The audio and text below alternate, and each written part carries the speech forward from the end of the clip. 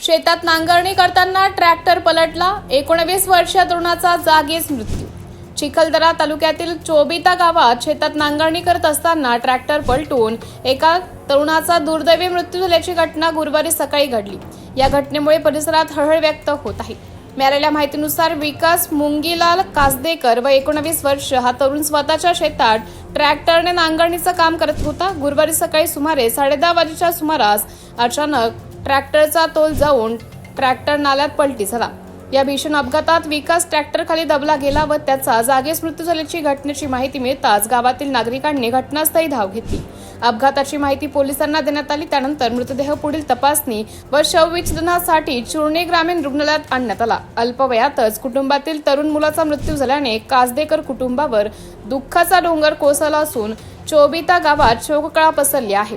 Postmortem करून मृतदेह नातेवाईकांच्या हवाले करण्यात आला व काटकुंभ पोलीस पुढील तपास करीत आहेत।